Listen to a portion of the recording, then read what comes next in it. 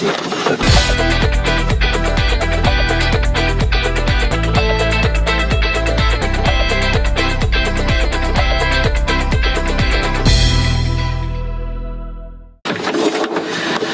Jean-Luc, bonjour. Bonjour. Merci d'avoir répondu à l'invitation de ces journées de présentation du New FH et merci de participer à ce petit tour de piste qui va vous permettre de découvrir, avant d'aller sur la route, ce qu'est le New FH en configuration particulièrement cabine basse. D'accord. Donc c'est un véhicule qui plaît beaucoup de par son volume malgré tout utile. On est habitué à tout ce qui est Globe XL, etc. Et pour autant, mais la cabine basse, comme on peut le voir, vous permet d'avoir finalement un peu à taille réduite certes, mais tous les avantages de la cabine Globe, encore une fois, en toute proportion gardée. Donc des espaces de rangement, au-dessus des couchettes également, et on va retrouver sinon au niveau configuration exactement la même chose que ce que l'on aura dans le Globe. D'accord. Donc avant d'aller faire ce petit tour, la boîte iShift, comme on est habitué à les trouver sur les Volvo, on ne change pas quelque chose qui marche, d'accord, et qui donne en plus une grande satisfaction. Donc des espaces de rangement différents, d'accord. Vous allez retrouver ce que vous avez certainement l'habitude d'avoir sur vos véhicules, coffre ou frigo, d'accord. Une couchette repensée en termes de densité mousse avec une largeur légèrement augmentée, d'accord, puisqu'on arrive à avoir 80 cm en retour. Okay. D'accord. Avant d'aller faire ce petit tour, je vous laisserai pendant le circuit profiter et apprécier de tout ce que vous pourrez juger de différent et de mieux que sur la gamme FH que vous conduisez aujourd'hui, essentiellement en termes de visibilité, d'angle mort, etc. Vous me livrerez sans retenue vos ressentis, de façon à ce qu'on puisse en tirer les conclusions qu'on espérera positives. D'accord.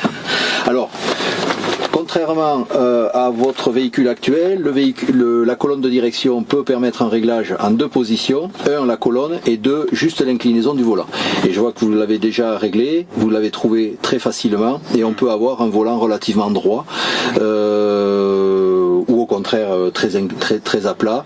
Chaque conducteur pourra facilement trouver sa position à lui, et non pas s'adapter à la possibilité du volant. C'est l'inverse, c'est le volant et la colonne de direction qui va s'adapter à vous. Donc, une petite modif par rapport à votre véhicule actuel, le ralentisseur. Là, on est sur un VEB+, on n'est pas sur le retardeur. Pour autant, la position high roll, la position automatique, elle est tout à fait en haut. D'accord. Alors que vous démarrez par le 0 et en deuxième. Ouais. Donc là, elle est tout à fait en haut pour permettre une utilisation plus optimale de cette possibilité qu'est l'high roll. Pour la partie ralentisseur, toujours 3 crans. Vous avez le brake au fond. Aujourd'hui, avec la nouvelle commande, vous pouvez, tout en ayant les 3 crans, venir par le petit bouton poussoir ici en bout, enclencher le brake, que ce soit sur la position 1, 2 ou 3. D'accord. D'accord.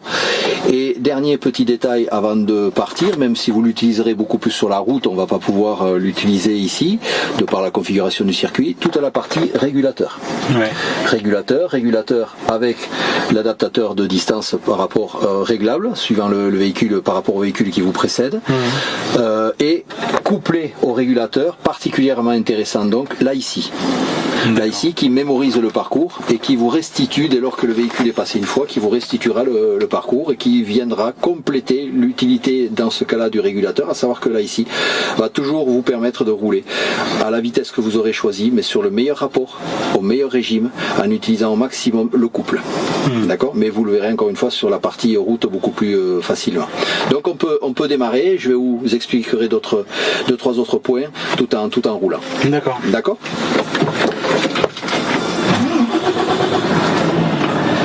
Frein de parc Jean-Luc électrique. Ouais. Donc pour le déconnecter, soit je l'enfonce à fond, il va s'enlever, soit une fois que je suis en A pour démarrer, il va s'enlever tout seul. Dès lors que mon pied va prendre l'accélération, il va se couper tout seul. D'accord. Idem quand je veux le remettre, je tire vers moi et il va se réenclencher.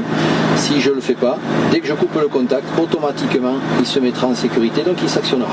D'accord. Ok.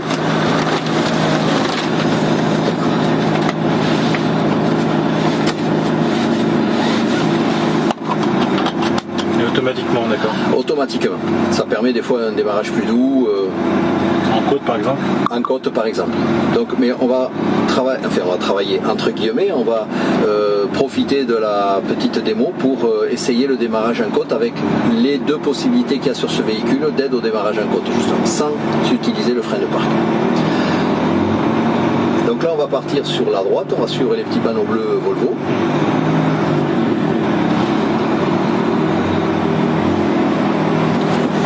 Juste à titre indicatif, je suis en inconditionnel de la boîte manuelle. C'est pas grave. C'est pas grave, Jean-Luc. Ça peut se comprendre. Mais vous connaissez quand même la boîte iShift. Ouais.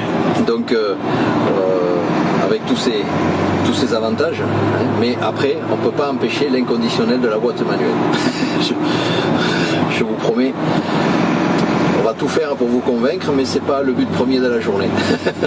C'est plus effectivement la découverte.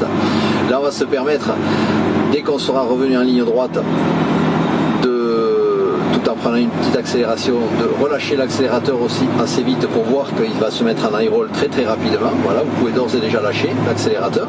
Vous allez le voir, l'high roll va se prendre tout de suite. Ouais, voilà. Et vous pouvez rouler sur les ralentisseurs, voyez là, pour apprécier la direction l'IFS. Vous direz après qu'est-ce que vous en pensez. La direction, c'est comment vous avez dit? IFS? Voilà. Donc l'IFS, c'est le véhicule est en suspension indépendante totale. D'accord, sur les pneumatique, pardon, et roue indépendante. D'accord. Okay. Donc suspension pneumatique intégrale et roue avant indépendante. Donc ce qu'on peut en apprécier, c'est le confort au niveau du volant. Vous avez vu, quand on est passé sur les ralentisseurs, globalement, vous n'avez pas senti grand-chose. Non, du tout. Du tout même. Une souplesse impressionnante, oui. Bon, parfait. C'est le but, mais si en plus nos clients le vérifient et le confirment, le but est atteint. Et sur un dévers un peu dangereux, sur une route un peu défoncée. Alors, si vous pouvez tout à l'heure partir sur ces routes, vous pourrez voir, là on va rester sur la droite, et dès le haut, on va se permettre d'utiliser, puisque c'est le but, le circuit est court, d'utiliser le ralentisseur avec les trois plots, voire le break, et vous verrez que vous pouvez arriver en bas sans toucher au frein. Voilà, vous pouvez y aller. Et le break, c'est? Et le break, vous allez appuyer sur le bout, là, voilà. Et vous surdimensionnez, vous surfreinez quelque part. D'accord. Ça accentue, ça va chercher plus haut dans les tours et ça va accentuer le freinage. D'accord. Et après, on n'a plus qu'à gérer en fonction de cran 2, cran 3, en fonction de la vitesse à laquelle on veut descendre. Donc pour répondre à votre question au niveau de la suspension, vous pourrez tout à l'heure, en allant sur le parcours, on a une route défoncée, là on va rester sur la gauche. Ouais, je suis des panneaux. Et prochaine à droite après. Voilà. Vous avez une partie sur plusieurs kilomètres que l'on prend à l'aller au retour, de route pas très jolie, et où vous pourrez là en apprécier tout le confort, justement. Donc vous privez pas, les camions équipés DFS sont reconnaissables par une petite pastille verte comme celle-ci, installée dans la plaque d'immatriculation, entre autres.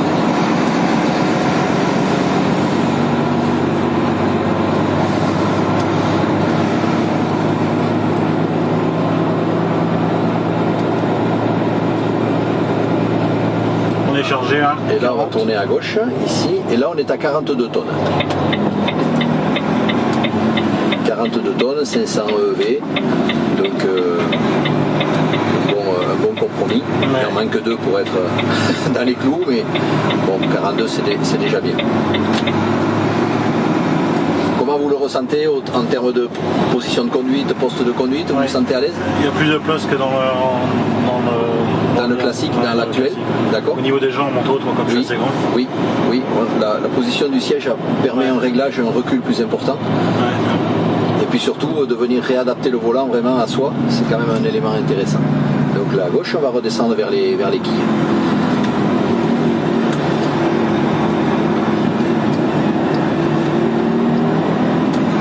Ce à quoi on s'habitue très très vite aussi, c'est effectivement les rétroviseurs, où on n'aura plus du tout cette notion d'angle mort qu'on peut avoir sur le FH actuel.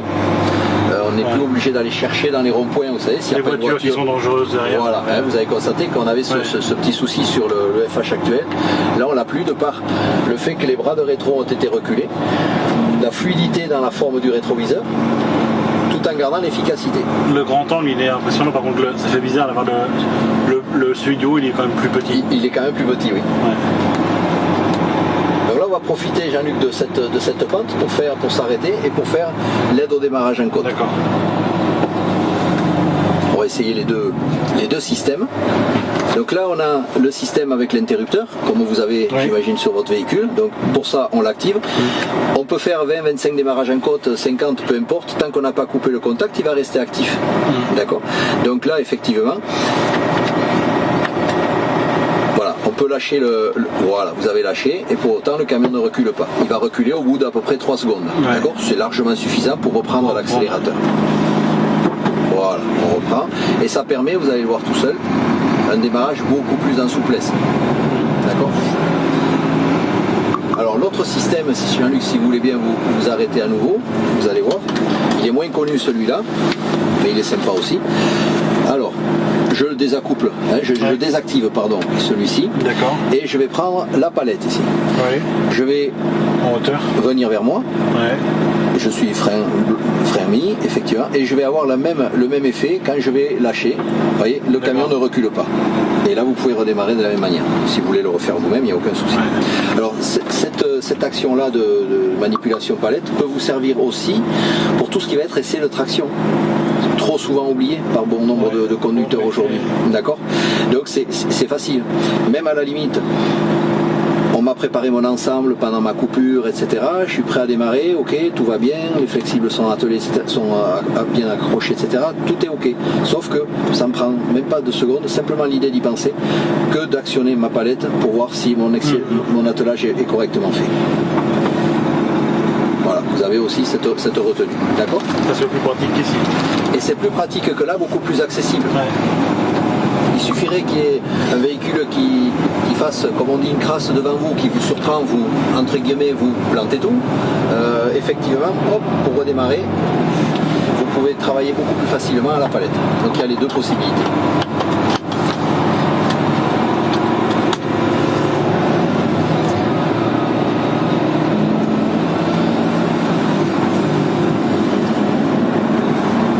Il suffit de lâcher, il ne faut pas grand chose pour qu'il prenne l'aérole dès que... Le rétroviseur extérieur, réglable beaucoup plus facilement, une poignée à côté verso qui vous permet aussi pour les stations de lavage, etc. ou des situations d'aller dans des chantiers un peu avec des branches ou autres, de le rabattre aisément et ainsi éviter de l'abîmer, voire de le casser.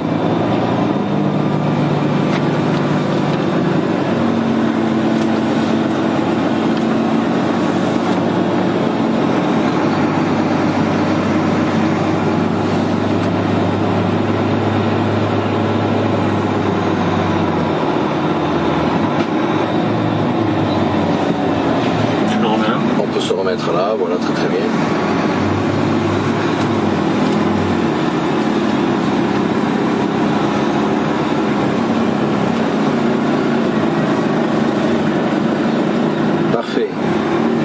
Parfait, Jean-Luc. Voilà pour ce petit tour. Merci bien. Merci à vous. Alors, juste un petit détail, la météo s'y prête. Voilà. Il faut sentir le cran, vous allez voir. Tirez-le vers vous, mais sentez encore un peu. Clac. Vous avez senti le petit cran? Oui, je l'ai senti. Voilà. Et si vous coupez sans le mettre le contact, il se mettra donc tout seul. D'accord? D'accord. Petit détail, le store électrique, qui va venir donc forcément avec grande précision. Qui descend jusqu'en bas. Qui va descendre effectivement. D'accord. Bon, là, il est un peu bloqué par les caméras. Voilà, donc l'intérêt du store, vous avez le pare-soleil latéral qui est pareil, dans la même coffre, sauf qu'il est manuel. D'accord. Et pour la partie télécommande, on peut couper, je me permets de couper le moteur. Pour la partie télécommande qui restera pour l'instant tout au moins une option, selon l'activité que l'on a, voilà, vous pouvez parfaitement la prendre, la mener avec vous. Vous pouvez à distance commander l'éclairage des feux, entre autres, l'éclairage des feux, allumer, éteindre, démarrer ou éteindre votre moteur, régler le régime si vous êtes sur une activité ou qui nécessite, je sais pas, vous travaillez sur une grue, sur une pulvée, etc. Il faut augmenter le régime moteur, vous pouvez le faire à distance. Vous pouvez également programmer des hauteurs variables de quai pour des gens qui travaillent sur des bases logistiques, qui ont 2-3 points de chute avec des hauteurs qui seront tous les jours les mêmes. Ben, on peut programmer les hauteurs de quai. C'est quand même relativement intéressant, et particulièrement la répartition de charges par essieu. Donc, vous pouvez visionner, voilà. Les fameux 12 tonnes. Les fameux 12 tonnes, etc. Et puis valider un poids total en charge avant de prendre la route. Voilà, exactement. Donc là on est à 14 tonnes 600. Voilà. Sur la partie tracteur en l'occurrence. D'accord. Donc voilà un peu, très succinctement, les différentes fonctions de cette télécommande qui, lors de commandes de matériel, peut être un sujet intéressant à aborder, encore une fois, par rapport à votre activité. D'accord. D'accord, très bien. Voilà, un beau petit jouet. Oui. Un peu imposante pour mettre dans la poche quand même. Pour mettre dans la poche, alors même si le volume est imposant effectivement, on peut arriver par mégarde à la laisser sur une table de base logistique ou autre. Vous aurez automatiquement, avant de redémarrer, une alarme qui vous préviendra qu'elle n'est pas sur son socle habituel. Et donc il y a des chances qu'on l'ait oublié quelque part. Ouais, d'accord. D'accord. Donc Jean-Luc, encore une fois merci, et je vous laisse rejoindre Emmanuel qui va vous poser 2-3 petites questions sur vos premières impressions. D'accord, Manuel qui va être au pied du camion dès lors que vous allez vers Laurent. Merci. Voilà, bonne continuation, profitez bien de cette journée. Au revoir. Au revoir Jean-Luc.